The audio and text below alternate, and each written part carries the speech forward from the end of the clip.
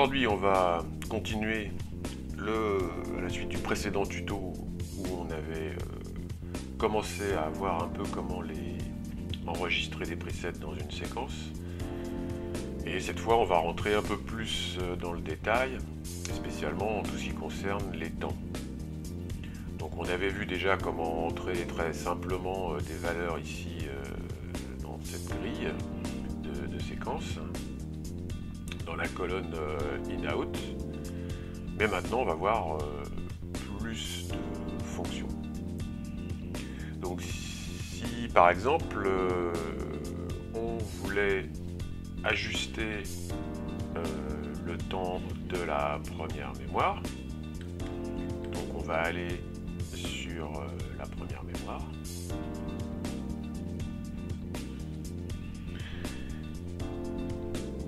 Et si on ne veut pas l'utiliser de la même façon que l'autre fois, on va voir comment une autre méthode pour entrer les temps à partir de la console, et c'est particulièrement facile. Donc si par exemple je veux un temps de montée particulier pour cette queue, disons 9 secondes par exemple,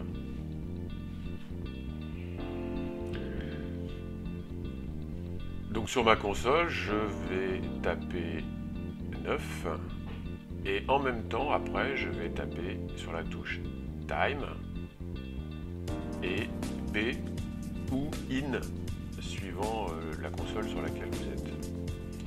Et vous voyez directement donc apparaître la valeur que vous venez d'entrer.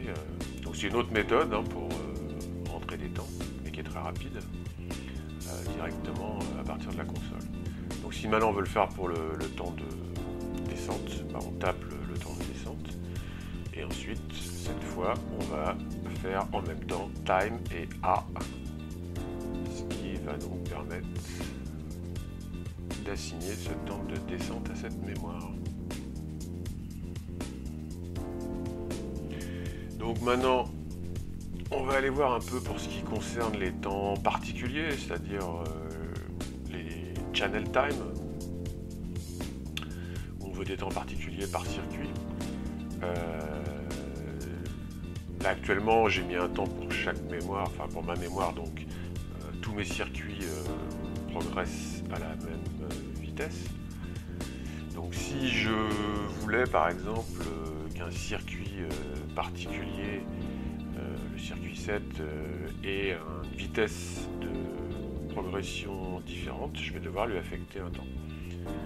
Donc dans ces cas-là, pour faire ça, le plus simple, c'est que je vais taper donc 7. Alors je sélectionne le circuit 7, ensuite je vais taper sur 1 sur ma console, puisque je veux 1 seconde.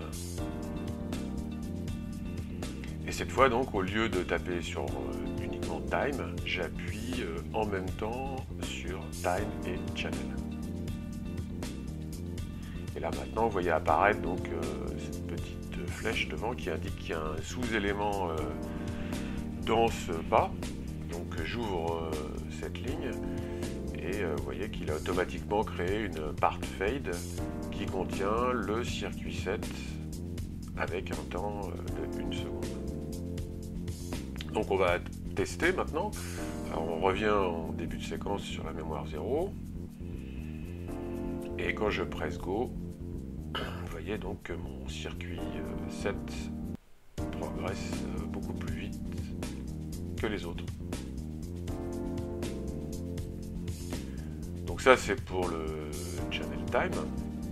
Alors si maintenant je veux faire ce même type d'opération à partir de l'interface graphique, comme d'habitude, on va directement glisser le circuit concerné sur le pas de séquence. On choisit donc de créer une nouvelle part, ce qui rajoute donc là une deuxième ligne dans notre cas, puisqu'on avait déjà une part. Et ensuite, il suffit simplement sur cette ligne d'aller assigner un temps spécial à ce circuit qu'on a rajouté. Donc là, on va mettre un temps cut pour mieux voir la différence. Donc on fait 0.1, Enter. Et on vérifie comment tout ça se déroule. Et vous voyez que mon circuit 5 donc mon cut directement, mon 7 assez vite et mon 6 finit tranquillement dans un temps plus long. Voilà, donc c'est deux méthodes graphiques comme d'habitude ou console pour faire la même opération. Alors maintenant on peut ajouter d'autres types de temps sur un pas de séquence. Alors on va aller sur le pas numéro 2 maintenant, donc tous mes circuits vont à 50%. Et je voudrais donc que ce pas démarre automatiquement après la fin du pas 1.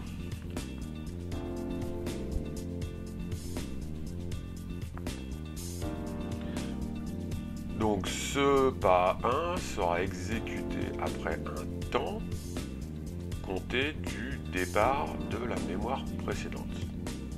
Donc on va, pour être plus explicite, on va partir d'un petit schéma de timing, un chronogramme qui explique. Vous voyez, donc là le temps de wait, parce que c'est le nom qui porte ici, ce temps de wait c'est celui-là. Donc c'est le temps entre la fin de la progression de ma mémoire 1 et le lancement de ma mémoire 2. Donc maintenant, on va mettre ça en application. D'abord, on va raccourcir un peu ce temps-là pour pas que ce soit trop long à attendre. On va aussi supprimer les part fade, là, les circuits des channel time, pas trop compliquer la manipulation. Donc maintenant tous mes circuits vont aller à 50% en même temps.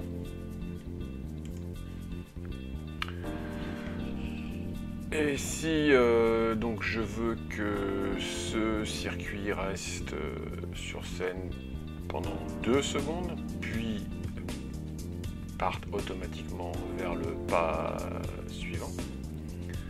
Donc j'ai juste à entrer ici la valeur de wait, où je veux que la mémoire 2 attendre avant de partir. Donc on vérifie maintenant. Vous voyez, donc là j'ai bien le déroulement de ma mémoire 1, le temps d'attente, et maintenant donc ça lance automatiquement la mémoire 2 jusqu'à ces valeurs enregistrées.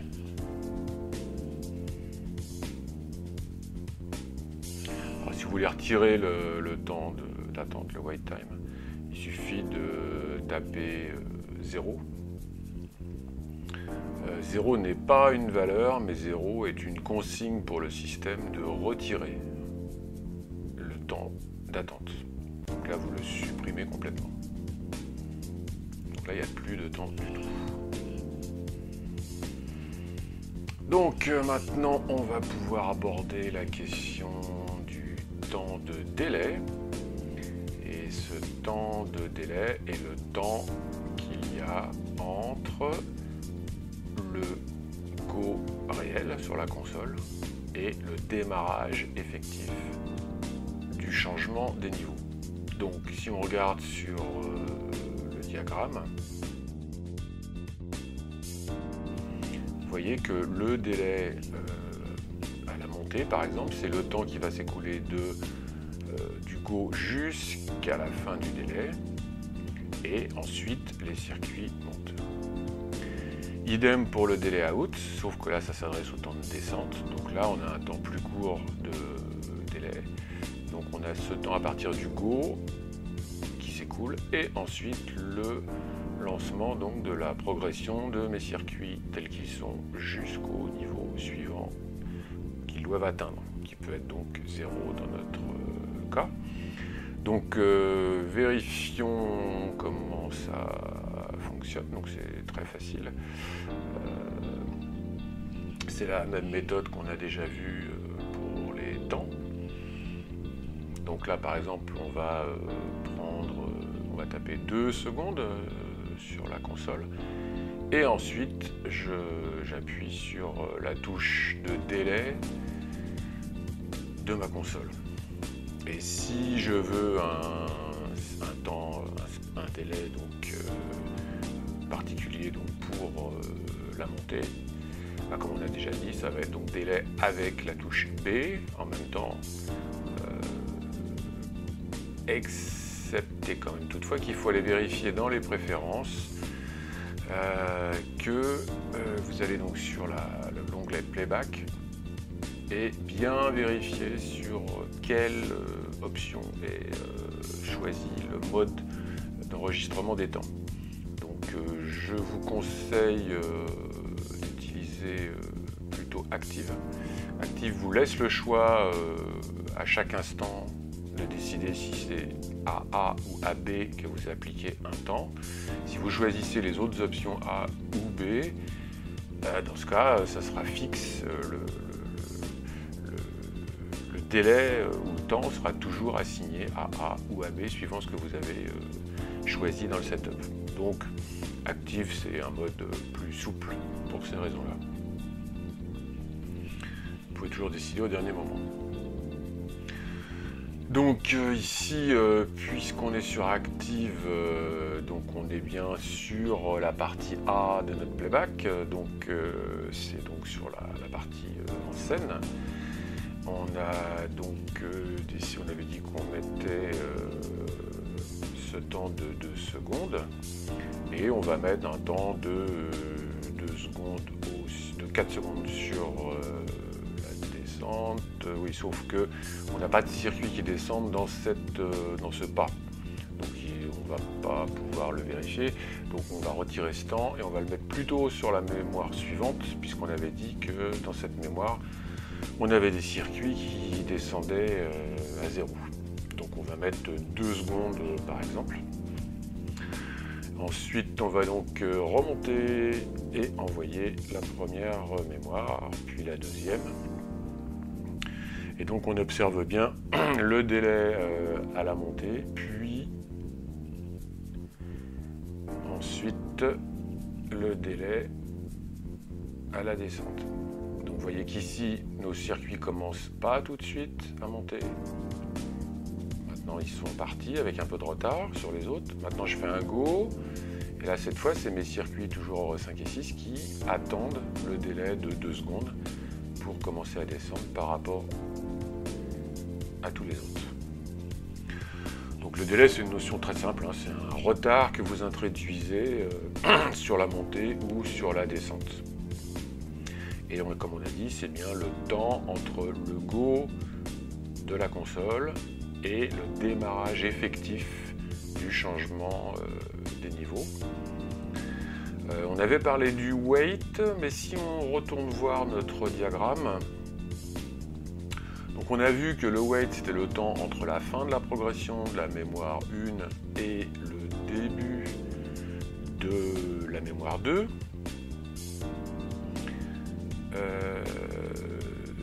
Mais vous pourriez aussi demander à ce que ce temps de wait inclue le temps de montée, dans notre exemple, le temps de changement, on va dire, de vos circuits. Et auquel cas, le mode de calcul serait plus le même. Et donc, c'est ce que ici on va appeler le mode follow. Le mode follow étant le temps calculé entre le go et le go suivant. Que ce go soit réel ou virtuel. Là, dans notre cas, il sera virtuel puisque la mémoire suivante part automatiquement. Donc, on va vérifier ça. Donc, on va mettre un temps de wait sur la troisième mémoire.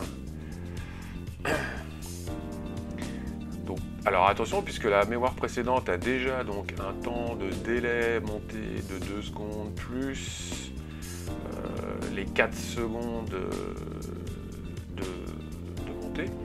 Donc si on veut faire le calcul de combien on doit mettre de follow pour garder un certain temps notre état sur scène sans qu'il y ait de changement, il va donc falloir cumuler tous ces temps.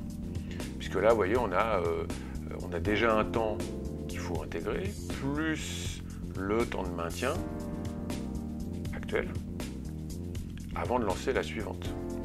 Alors si on prend l'exemple de la mémoire suivante, là, dans laquelle on a justement mis des temps de délai, il va falloir les inclure à notre calcul.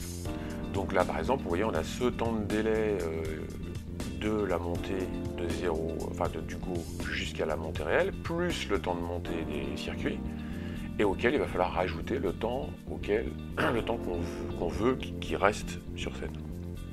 Ce qui veut dire qu'ici, on aurait donc les 2 secondes, plus les 4 secondes qui correspondent à la montée, le délai plus la montée, et on va donc rajouter à ça encore 2 secondes, ce qui fait 8. 8 secondes étant le temps que la mémoire 2 va attendre avant de partir. 8 secondes plus tard que la mémoire 1. Et ce qui englobera donc tous les calculs. Donc là, en ayant changé les valeurs, vous voyez, on va avoir les mêmes résultats que précédemment au plateau. Donc on aura toujours notre maintien des circuits 5 et 6 pendant 2 secondes avant qu'ils chutent à 0. Puisqu'on a rajouté ces temps de descente, de montée, pardon, au calcul du délai. Donc le délai, c'est une méthode très pratique pour pouvoir décider un peu des ajustements que vous voulez entre les montées et les descentes des circuits. Alors attention toutefois, si vous travaillez sur un show qui a été importé à partir d'une autre console, et donc ça dépend de quelle console, puisque il peut y avoir de légers changements sur la façon dont les termes weight peut être utilisé d'une console à l'autre. Il existe beaucoup de consoles dont le weight est le cumul du temps de montée plus le temps de maintien avant d'envoyer le go suivant. Donc il faut bien prendre en compte ce changement, puisque donc les temps de wait que vous aurez dans la conduite de ces consoles sera différent du wait ici, dans lequel on n'intègre pas le temps de montée, mais qu'on utilise simplement le temps de maintien. Donc il est possible que ces valeurs de temps doivent être légèrement adaptées en fonction de votre fichier. Donc voilà pour les paramètres de temps. Je voudrais aussi vous indiquer 2 ou 3 petits conseils et astuces qui rendent la vie plus simple. Par exemple, vous pouvez tout à fait glisser, déplacer un circuit vers un pas de séquence.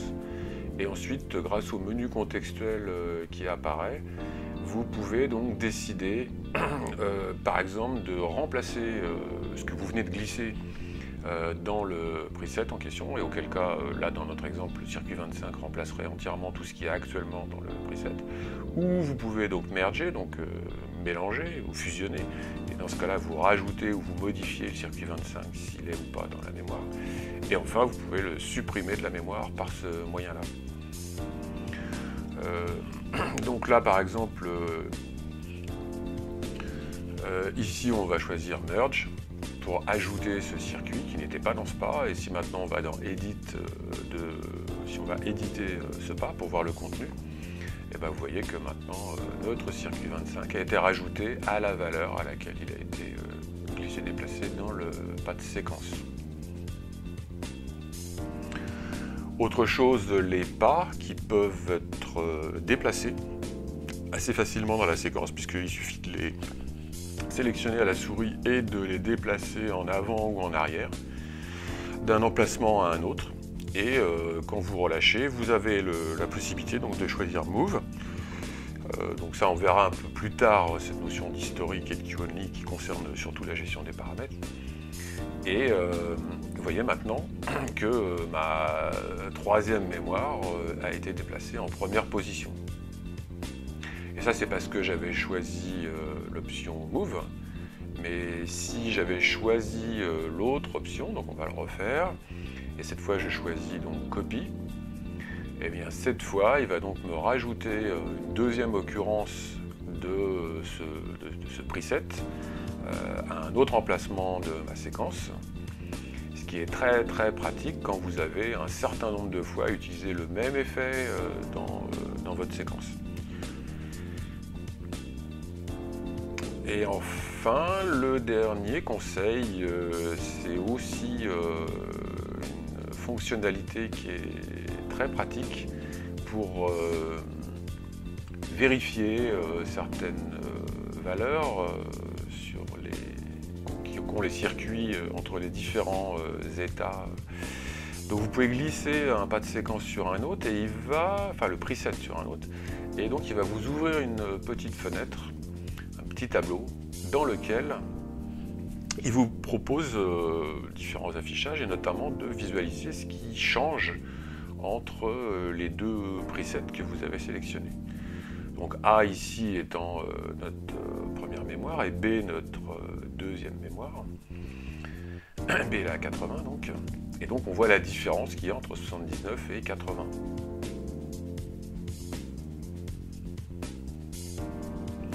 Donc là on voit bien que par exemple le circuit 5 qui est à 50, il passe à 0 dans la mémoire suivante. Donc vous pouvez donc assez facilement voir ce qui change d'un état à l'autre par ce moyen-là.